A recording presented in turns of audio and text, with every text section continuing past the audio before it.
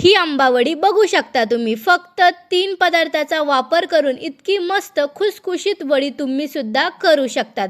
दुधावरची साय, milk powder, खवा कशाचाही वापर न करता साध्या सोप्या पद्धतीने इतके मस्त आंबावडी कशी बनवायची ते आज मी तुम्हाला दाखवणार आहे.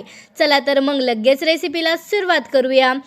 तर मंडळी तुम्ही बघू शकता इथे मी एक खोबरं घेतलेलं आहे. त्याच्यावरचं जे काळपट साल आहे ती काढून घेतलेले आहे. आता आपण काय करणार आहोत, किसणीच्या मदतीने याला एकदम छान असं आपण किसून घेणार आहोत. तर बघा इथे मी एका पूर्ण नारळाचा वापर केलेला आहे. आता तुम्ही बघू शकता या प्रकारे आपल्याला किसणीची जे छोटीवाली छेद आहे त्यानेच आपल्याला एकदम छान असं किसून घ्यायचं आहे. तर बघा अशा प्रकारे आपल्याला एकदम छान असं किसून घ्यायचं आहे. तर तुम्ही बघू शकता हे एकदम छान असं किसून रेडी झालेलं आहे.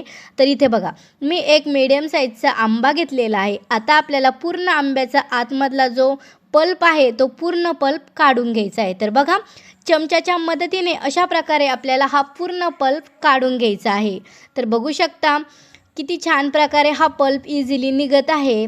तर मंडळी व्हिडिओ जर आवडत असेल तर व्हिडिओला लाईक करा. तुम्ही जर माझ्या चॅनलवर नवीन असाल आणि आणखीनसुद्धा आपल्या चॅनलला सबस्क्राईब केलेले नसेल तर लगेच आपल्या चॅनलला सबस्क्राईबसुद्धा करा. तर बघू शकता अशा प्रकारे आपल्याला पूर्ण आंब्याचा आतमधला जो पल्प आहे तो अशा प्रकारे काढून घ्यायचा आहे.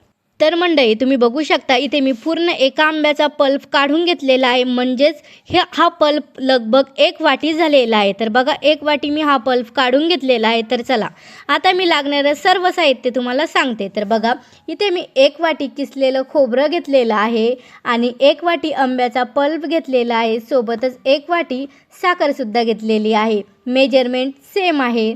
तर बघा इथे मी एक साफसुथरं मिक्सरचं भांडं घेतलेलं आहे. आता आपण काय करणार आहोत, हे जे 1 वाटी किसलेलं खोबरं आहे, हे जे खोबरं आहे ते ओलं खोबरं आहे.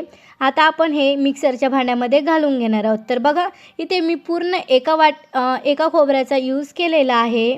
आता आपण यात 1 वाटी पल्पसुद्धा यात घालून घेणार आहोत. तर बघा आता लगेच आपण 1 वाटी साखरसुद्धा यात घालून घेणार आहोत.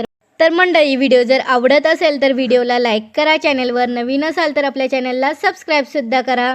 तर तुम्ही बघू शकता या प्रकारे आपल्याला हळूहळू पूर्ण 1 वाटी साखर यात घालून घ्यायची आहे. तर बघा 1 वाटी पूर्ण मी यात साखर घालून घेतलेली आहे. आता आपण काय करणार आहोत, या प्रकारे याला झाकण लावणार आहोत आणि याला एकदम छान असं 2 ते 3 वेळा मिक्सरमधून ग्राइंड करून घेणार आहोत. तर बघा अशा प्रकारे मी याला एकदम छान असं ग्राइंड करून घेतलेलं आहे. तुम्ही बघू शकता एकदम सॉफ्ट अशी ही प्युरी बनवून रेडी झालेली आहे. तुम्ही बघू शकता किती सुंदर असा याला कलरसुद्धा आलेला आहे. तर मंडळी आता आपल्याला एक पूर्वतयारी करायची आहे. ती म्हणजे ज्या प्लेटमध्ये तुम्ही ह्या वड्या थापून घेणार आहोत त्याला ब्रशच्या मदतीने साजूक तूप लावून घ्यायचं आहे. शक्यतो गोड पदार्थ आहे त्यामुळे मी इथे साजूक तुपाचा वापर केलेला आहे.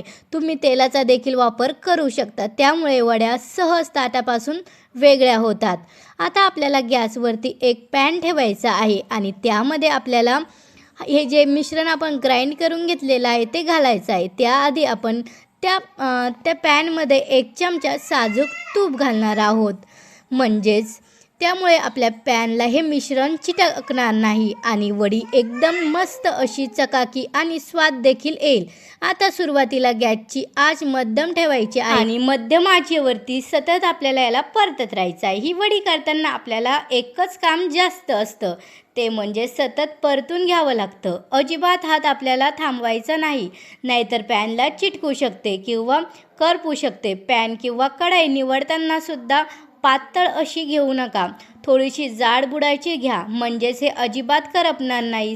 तर मंडळी मध्यम आचेवर आपल्याला लगभग हे 4 ते 5 मिनिट या प्रकारे परतून घ्यायचं आहे. तर बघा अशा प्रकारे आपल्याला कंटिन्यू एकच प्रोसेसने एकदम छान असं हलवत राहायचं आहे. कंटिन्यू हलवत राहायचं आहे, म्हणजेच की आपलं हे मिश्रण अजिबात पॅनला चिटकणार नाही.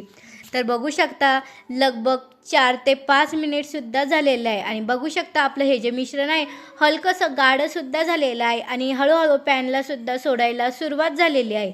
आता आपल्याला काय करायचं आहे, गॅसची फ्लेम मिडियमवरती ठेवायची आहे आणि मिडियम फ्लेमवरती पुन्हा आपण 1 ते 2 मिनिटाला एकदम छान असं परतून घेणार आहोत. तर बघू शकता 1 ते 2 मिनिटसुद्धा आपण याला एकदम छान असं परतून घेतलेलं आहे आणि तुम्ही बघू शकता हे एकदम छान असं डोवाली कन्सिस्टन्सीमध्ये आलेलं आहे. तर बघू शकता तुम्ही हे एकदम छान असं गाढं बनवून रेडी झालेलं आहे. आणि बघा पॅनला सुद्धा एकदम छान असं सोडलेलं आहे. आता आपण काय करणार आहोत, ज्या प्लेटला आपण तूप लावून घेतलेलं आहे हे सर्व मिश्रण आपण त्याच्यावरती काढून घेणार आहोत. आणि तुम्ही बघू शकता मी याला एकदम छान असं तूप लावून घेतलेलं आहे. आणि या प्रकारे आपल्याला ही जी आपली बर्फी आहे त्याला एकदम छान असं सेट करून घ्यायचं आहे. तर बघू शकता अशा प्रकारे आपल्याला याला एकदम छान असं सेट करून घ्यायचं आहे. तर बघू शकता हे एकदम छान असं सेट झालेलं आहे.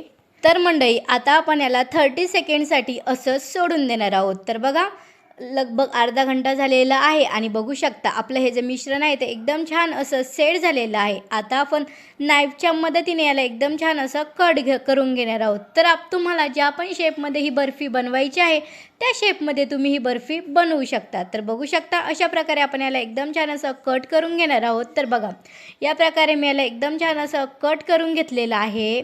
तर बघा आपली एकदम छान अशी सुपर टेस्टी आणि झटपट अशी ही बर्फी बनवून रेडी झालेली आहे. तर मंडळी तुम्हाला जर माझी आजची रेसिपी आवडली असेल तर व्हिडिओच्या खाली लाईक बटनवर क्लिक करा आणि सोबतच आपल्या चॅनलला सबस्क्राईबसुद्धा करा. Thanks for watching my video.